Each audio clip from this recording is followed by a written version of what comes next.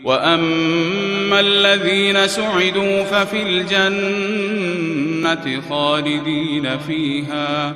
خَالِدِينَ فِيهَا مَا دَامَتِ السَّمَاوَاتُ وَالْأَرْضُ إِلَّا مَا شَاءَ رَبُّكَ عَطَاءً غَيْرَ مَجْذُوذٍ.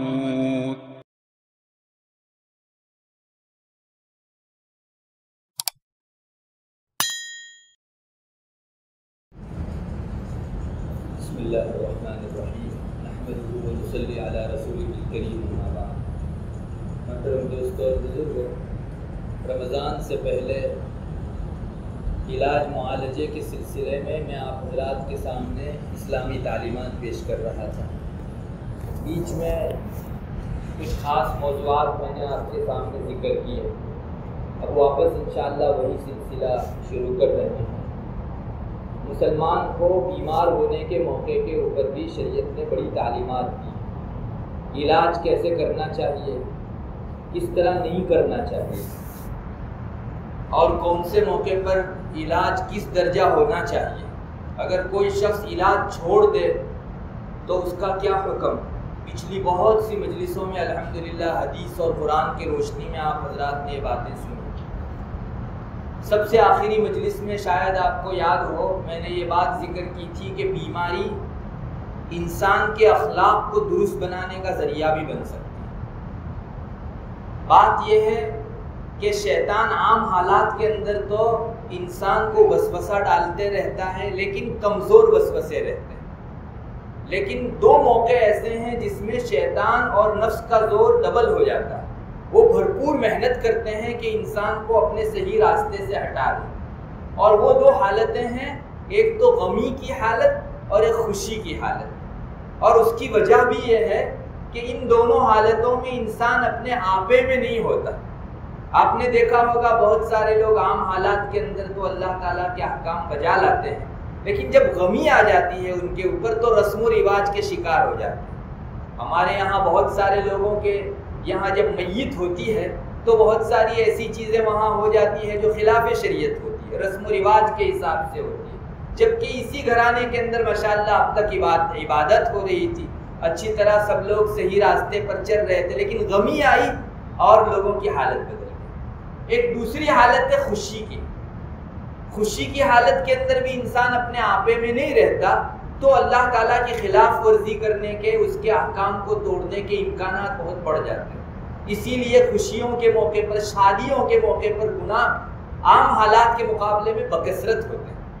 اور یہی وجہ ہے کہ حدیث شریف میں ایک معصور دعا ہم کو سکھلائی گئی: اللہم وما ابتلیتنی بہ من رخاء وشدہ فمسکنی بسنت الحق وشریعت الاسلام. اتنی پاکیزہ دعا ہے کہ انسان اگر اس کو پڑھتا رہے تو انشاءاللہ جیسے عام حالات میں وہ بیلنس اور اعتدال پر رہتا ہے، ویسے غمی اور خوشی کے موقع پر بھی انشاءاللہ یہ آگے پیچھے نہیں ہوگا. اس دعا میں یہ سکھلایا گیا کہ اللہم وما ابتلیتنی بہ من رخاء وشدہ، اے اللہ تو خوشحالی اور تنگدستی یعنی اچھی حالت اور بری حالت جون سی بھی حالت میں مجھ کو آزما ہے.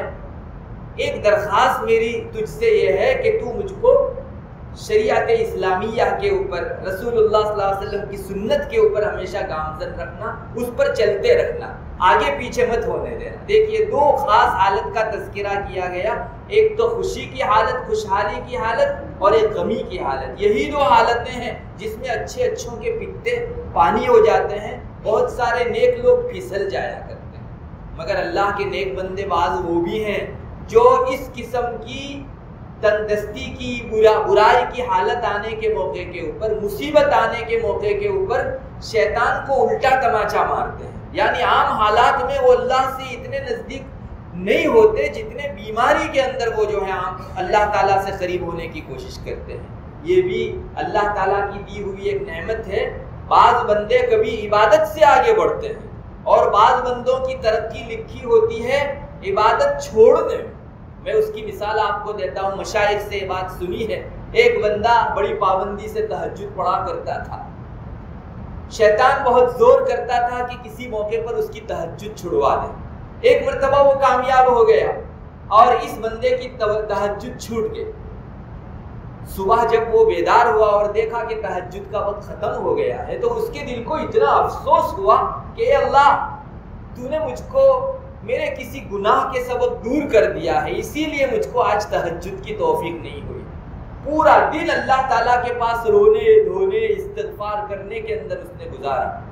اس بندے کو رونے دھونے کی وجہ سے اللہ سے اتنی نزدیکی حاصل ہوئی کہ شیطان نے تو چاہا تھا کہ تہجد سے محروم کر کے اس کو اللہ سے دور کر دو، مگر اس نے دن بھر رو دھو کر اللہ تعالیٰ سے اتنی نزدیکی حاصل کر لی کہ تہجد سے جتنا نزدیک ہوتا اس سے کہیں زیادہ وہ نزدیک ہو گیا۔ تو اس بندے کو دوسرے دن شیطان جگانے آوے گا، اور وجہ یہ ہے کہ وہ محسوس کرتا ہے کہ میں اس کو تہجد چھڑوا کے جتنا نقصان پہنچا سکتا ہوں اس سے زیادہ نقصان تو اس نے مجھے پہنچایا۔ وہ اتنا غم و افسوس کرتا ہے کہ تہجد پر جو ثواب ملتا ہے اس سے کہیں زیادہ ثواب وہ اللہ تعالیٰ سے غم و اندوہ پر پا لیا کرتا ہے۔ تو دیکھیے یہ ایک انسان کی اچھی حالت نہیں ہے تہجد چھوڑنا، مگر بہت سے بندے اس راہ سے اللہ تعالیٰ سے قریب ہو جایا کرتے ہیں۔ بس بیماری کا بھی یہی حال ہے، بیماری میں شیطان ایک طرف پوری تیاری کرتا ہے کہ میں انسان کو صحیح ڈگر سے ہٹا دوں، تو اللہ کے رسول صلی اللہ علیہ وسلم نے اسی کو اچھے اخلاق حاصل کرنے کی تربیت گاہ بنا دیا۔ انسان اگر بیماری کے اندر ان 2 4 5 اخلاق کو اچھی طرح اپنے ذہن و دماغ میں بٹھا لے تو انشاءاللہ یہ بیماری صحت و تندرستی کے مقابلے میں اور زیادہ ترقی کا ذریعہ بن جائے گی۔ وہ کون سے اچھے اخلاق ہیں اس سے پہلے والی مجلس میں بھی میں نے آپ کو سنایا، لیکن مضمون اہم ہے اس لیے میں چاہتا ہوں کہ اس کو دوبارہ آپ حضرات کے سامنے ذکر کر دوں۔ ایک بیماری کے اندر اپنانے جیسا اخلاق توکل ہے، ایک اچھا خلق ہے صبر، اور ایک اچھا خلق ہے تسلیم و رضا، یعنی اللہ کے فیصلے کے اوپر راضی رہنا۔ ان سب کا تذکرہ حدیث شریف میں آ چکا ہے۔ انسان ان جذبات کو اپنے اندر رکھے۔ بیمار ہے اس کا توکل اللہ تبارک و تعالیٰ پر ہونا چاہیے کہ میرا رب جب مجھ کو اچھا کرے گا تب میں اچھا ہوں گا، اور جیسے میں صحت کی حالت میں اللہ پر بھروسہ کیے ہوئے تھا آج بھی میرا بھروسہ دواؤں پر، علاج معالجے کے اوپر، ڈاکٹروں پر، طبیبوں کے اوپر نہیں ہے، بلکہ میرے اسی رب پر ہے جس رب کے اوپر میں صحت کی حالت کے اندر بھروسہ رکھتا تھا۔ یہ خیال دل و دماغ میں انسان جما لے، انشاءاللہ عام حالات میں شاید اس کو توکل حاصل نہیں ہوا تھا، مگر بیماری کے اندر اس کا بار بار خیال کر کے اس کے دل کے اندر جو ہے توکل کی کیفیت اتر جائے گی، پھر وہ اچھا بھی ہوگا تو اپنی صحت کی حالت میں بھی اللہ پر بھروسہ رکھنے والا ہوگا۔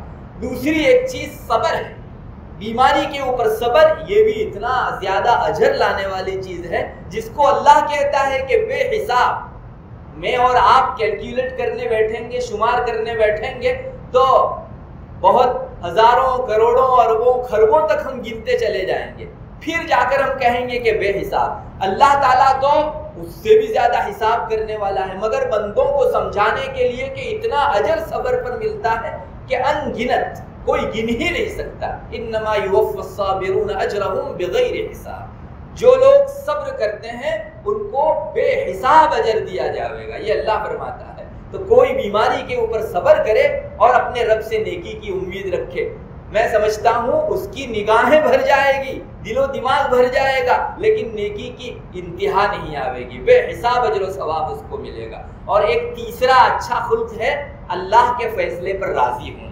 بیماری کے موقع پر انسان اپنے دل میں بھی یہ خیال رکھے، اور ہم کمزور ہیں، دل میں مضبوطی سے خیال نہیں رکھ سکتے، تو زبان سے کم بول دیا کریں کہ اللہ جیسے میں تیری تندرستی پر راضی تھا آج میں تیری بیماری پر بھی اتنا ہی راضی ہوں جتنا تندرستی کی حالت پر راضی تھا۔ اس کو رضا کہتے ہیں، اور یہ ولایت کے مقامات میں سے ایک مقام ہے، رضا بالقضاء۔ اللہ کے جو نیک ولی بندے ہوتے ہیں ان کی کیٹیگریاں ہوتی ہیں، ان کے درجات ہوتے ہیں، تو ایک مقام رضا بالقضاء کا ہے، اور اللہ کے بہت سارے بندوں کے قدم اس مقام کے اوپر اتنے مضبوط رہتے ہیں کہ زمانے کی آندھی ان کو ڈاواں ڈول نہیں کر سکتی۔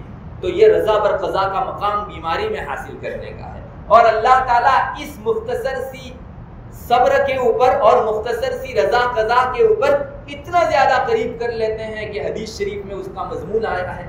آپ صلی اللہ علیہ وسلم نے ارشاد فرمایا جب اللہ اپنے کسی بندے سے محبت کرتا ہے تو اس کو کسی مصیبت میں مبتلا کر دیتا ہے، پھر وہ بندہ اگر اس مصیبت پر صبر کرتا ہے تو اللہ اس کو مجتبی بنا دیتا ہے۔ مجتبی کا مطلب منتخب، لوگوں میں سے منتخب کر کے چن کر کے الگ نکالا ہوا آدمی۔ حدیث شریف میں آتا ہے کہ جب اللہ کسی بندے سے محبت کرتا ہے تو اس کو کسی مصیبت میں مبتلا کرتا ہے، پھر وہ مصیبت پر صبر کرتا ہے، اللہ اس کو مجتبی بنا دیتا ہے۔ سب لوگوں کے درمیان میں اس کا سٹیٹس اپ ہو جاتا ہے، اس کا مقام بلند ہو جاتا ہے۔ سب انسان ہیں، سب نماز پڑھ رہے ہیں، لیکن اس نے مصیبت پر صبر کی تو سب کے بیچ اس کا درجہ بہت بلند ہو گیا، اللہ کے یہاں مجتبی بندہ ہو گیا۔ اسی حدیث شریف کا اگلا ٹکڑا ہے، اگر وہ صبر سے آگے بڑھ کے اللہ کے اس بیماری کے اوپر راضی رہتا ہے تو اللہ اس کو مصطفیٰ بنا دیتا ہے۔ مجتبی کے بعد مصطفیٰ کا ایک مقام ہے جو اور زیادہ اللہ تعالیٰ سے قریب کرتا ہے۔ معاشرے میں عام جو بندے ہوتے ہیں ان سے چند بندے اوپر ہوتے ہیں، اور ان میں بھی چند بندے اور اوپر ہوتے ہیں، وہ مصطفیٰ کا مقام پانے والے بندے ہیں۔ تو کتنی بڑی بات ہوگی کہ ہمارے اوپر آنے والی بیماری پر ایک تو ہم صبر کریں، شکوہ شکایت کچھ نہ کریں، میرے رب کی طرف سے آئی ہوئی ہے، اس طرح سے جو ہے ہم صبر کریں۔ ہاں دوا علاج اسباب اگر آپ اختیار کرتے ہیں تو یہ صبر کے خلاف نہیں ہے، مگر اس کے اوپر بڑا مقام ہے، اس پر رضا۔ اے اللہ تو اگر میری بیماری پر راضی ہے، میں 100 جان سے اس حالت کے اوپر راضی ہوں، لاکھ تندرستی قربان ایسی بیماری کے اوپر جس کو میرا رب چاہ رہا ہے۔ اگر اس قسم کی حالت ہماری پیدا ہو جائے، زبان سے کم ایک مرتبہ کہہ دیں، اگر ہمارے دل میں کیفیت نہیں بھی ہوگی تو اللہ حقیقت کا محتاج نہیں ہے، وہ ظاہری شکل و صورت پر بھی بہت کچھ دے دیا کرتا ہے، تو ہماری زبان سے کم ہم یہ کہیں۔ اس حدیث شریف میں ایک بات یہ بھی معلوم ہوئی کہ کسی پر مصیبت زیادہ آتی ہے تو وہ اللہ سے دور ہونے کی علامت نہیں ہے، بلکہ اللہ کی محبت کی علامت ہے۔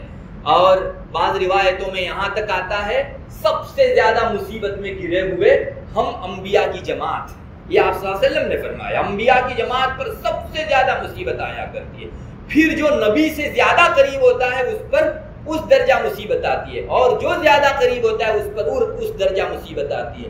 نبی سے جتنا زیادہ قریب اتنی اس کی مصیبتیں زیادہ۔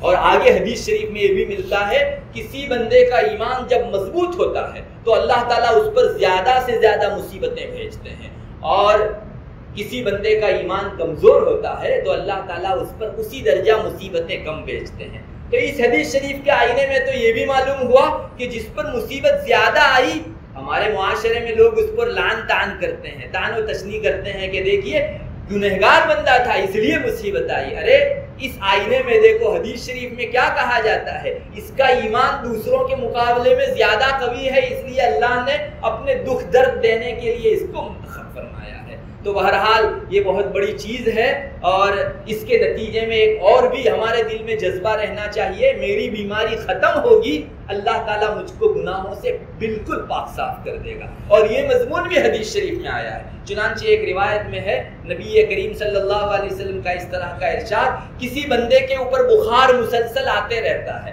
اسی طرح غم اور افسوس کے مواقع اس پر بار بار آتے رہتے ہیں، حتیٰ کہ اس بخار میں اور مصیبت میں رہنے کے بعد جب یہ بندہ باہر نکلتا ہے تو ایسا پاک صاف ہوتا ہے جیسے آسمان سے گرا ہوا اولا۔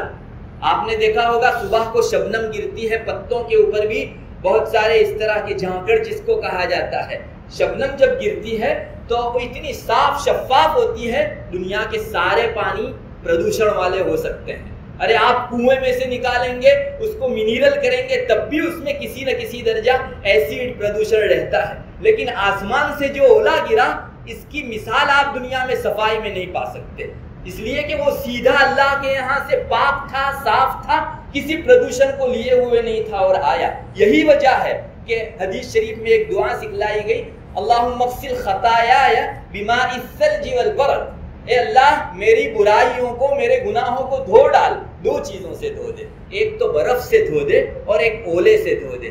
کبھی تعجب ہوتا ہے کہ کیوں برف اور اولے کی مثال دی گئی؟ محدثین لکھتے ہیں کہ دنیا میں سب سے زیادہ صاف پانی اگر کوئی ہو سکتا ہے تو آسمان سے گرا ہوا برف، اس لیے کہ اس کو کوئی پردوشن لگا ہی نہیں ہے، اور دوسرا آسمان سے گرا ہوا اولا۔ ظاہر ہے کہ جتنی چیز صاف ہوگی اس سے اگر آپ چیز کو صاف کریں گے تو اسی درجہ صفائی ہوگی۔ تو حدیث شریف میں یہ بات آئی ہے کہ جو بیماری پر صبر کر کے غم اور افسوس پر صبر کر کے باہر نکلتا ہے وہ اتنا صاف ہو جاتا ہے جیسے آسمان سے گرا ہوا اولا. اور حدیث شریف میں آگے یہ ٹکڑا بھی بڑھایا گیا, اس پر کوئی گناہ بھی نہیں رہتا اور اس پر کوئی چک بھی باقی نہیں رہتی.